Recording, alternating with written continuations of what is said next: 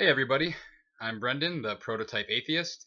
And something that I want to discuss is the topic of skepticism and how it relates to the topic of religion and religious belief.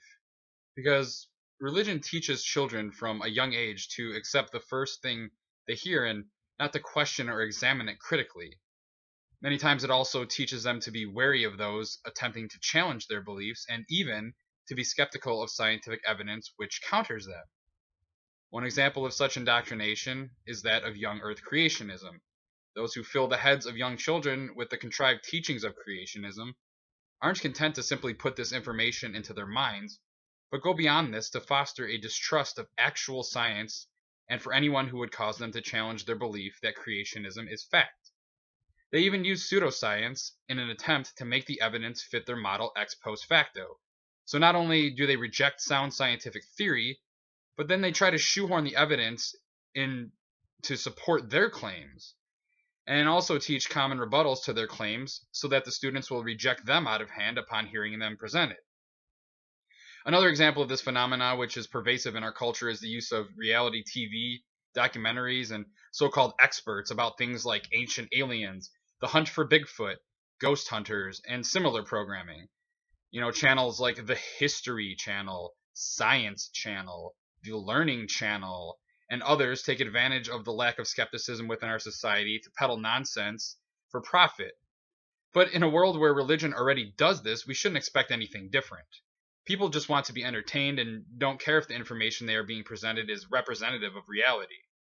While some people may still watch such programming knowing full well that it is just a ruse, just because they find it humorous or gripping, far more incorporate the content of this programming into their minds as factual. And this is only exacerbated by the continued use of channel names which give the appearance of credibility. Those who give such programming credibility and ratings by watching it solely for entertainment are doing us all a disservice. The problem with all this lack of skepticism is that such a way of thinking opens the gates to other nonsense, such as conspiracy theories like anti-GMO propaganda or anti-vaccination scares, which have real-life consequences. Progress is stifled and people become ill or even die because of these harmful beliefs being presented as legitimate. It makes you question whether or not people like Alex Jones actually believe the things they tell people, but then again, we could ask ourselves the same thing about prosperity preachers. In the end, the most likely scenario is that these people are just charlatans taking advantage of people to become wealthy without any regard for the consequences they are having. This isn't all that uncommon among those who become wealthy. Oftentimes, people become rich by taking advantage of others and by having a very selfish and sociopathic attitude. Certainly, this is not true in all cases, but in many cases. One example of a study demonstrating this was done by the University of California, Berkeley. I'll include a link to a PBS story regarding this in the video description. Now, while there is certainly a lack of skepticism across the political spectrum and even among atheists when it comes to topics outside of the existence of gods, there is little doubt that the overwhelming lack of skepticism resides with the very religious population who align themselves with the conservative political platform. Since I'm an equal opportunity skeptic, I will correct anyone if they are presenting information I know to be incorrect, regardless of which political stance it is favoring or opposing. If something is true, there's no need to lie or misrepresent. That being said, I come across many politically oriented memes on social media, from progressives to libertarians to Republicans to Tea Party supporters. And the truth is that overwhelmingly the lies and propaganda are promoted by those on the right. I've certainly taken the opportunity to correct some people on the left, even if it was just to correct minor details for the sake of accuracy. But far more times I've had to debunk right-wing nonsense which isn't just partially inaccurate but wholly fabricated. Fox News relies upon this. Only with such an audience could they contribute or continue to spread the lies and propaganda they do without being questioned much by their intended audience. Then when confronted about the misinformation they're given, Fox News junkies will often become further entrenched in their position. Similar to how misinformation is a far worse condition than that of simple ignorance, misplaced skepticism is far worse than a simple lack of it. People who have their skepticism misplaced will not just accept complete bullshit as being true, but will vociferously defend it even when confronted with evidence proving them wrong. In fact, recent studies have confirmed this phenomena where certain attempts to persuade conspiracy-minded people that they are wrong may not only fail to change their mind, but may even further entrench their beliefs. And again, I'll put a link below in a video description to an article from Mother Jones discussing this. If we want to reach such people, we literally have to change the way that we go about discussing the topic with them.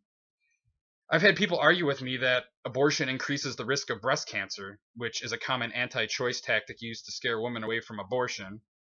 And when I presented studies which refuted their claim, I was told that such studies were just done by liberal scientists who were paid to deliver results. Thus, one conspiracy frequently snowballs into another. As a former conservative Christian Fox News junkie myself, I am living proof that people can change their minds.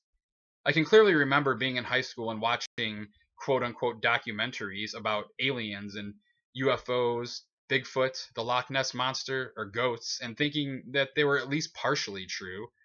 Granted, I was never deeply indoctrinated with religion and also studied science in high school and college on my way to my degree in molecular biology.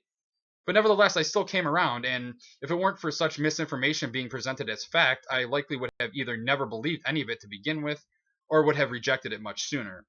Certainly, individuals who are more deeply indoctrinated will have a more difficult time being coaxed back to reality, but it is possible. However, to avoid this at all, not only do we need to discourage the wanton disregard for ethics exhibited by media outlets only looking to pad their bottom line and encourage people to apply their skepticism to all information they hear until they understand the topic, but we need to nip the genesis of this type of thinking in the bud, which frequently begins with religious indoctrination. While certainly not all people who lack skepticism or who misapply it come from a religious background, many do, and there can be no doubt that teaching children from a young age not to question things they are told and to be wary of those who want to question their beliefs is harmful, far beyond the scope of religion. This is why religion is harmful, even if not directly but indirectly, and why children should be raised in a manner which allows them to decide for themselves if specific religious claims are true or not. The best advice I can give is to learn to calibrate your bullshit detector through experience. If something doesn't seem quite right, question it and research it. In reality, you should question everything, but obviously some claims deserve more scrutiny than others. You should always research something before sharing it, lest you inadvertently spread misinformation or propaganda. When encountering memes on the internet, there is simply no excuse for propagating nonsense when a quick search can typically net you enough information to make a call, and if not, it's probably best to not share it. Don't simply share information because it agrees with your biases or supports your position, because doing so only damages the credibility of your arguments. So that's my piece for this time. I'd like to direct you to another fairly new YouTube atheist by the name of Nick Dolge. I stumbled across his channel recently and I've been pretty impressed by his content, so be sure to check out his channel. Another thing I want to mention is the elephant in the room, the sweet mirror sunglasses I'm wearing. I'm not wearing these because I'm too cool for you or anything. Basically, I'm trying to cover my eyes. I've gotten a lot of feedback about it being distracted when I'm reading my notes during my videos, so I'm just trying to address that. So if you guys could give me some feedback about that, I'd really appreciate it. Let me know if the glasses help at all, or if they're still distracting with the glare. Maybe I can try to get a different pair that aren't so reflective, or maybe try something else, some other method of taking away that distraction. Because obviously you guys watch my videos, and I want them to be accessible to you and easy to watch. So please just let me know about that. And as usual, I thank you for taking a few minutes of your time to watch my video. So please do like and share it if you think that I've made some good points, and feel free to chime in the comments as well. I try to respond to comments as time allows. And of course, remember that when debating with theists and other conspiracy-minded individuals, remember to stay skeptical and to keep calm. It seems legit.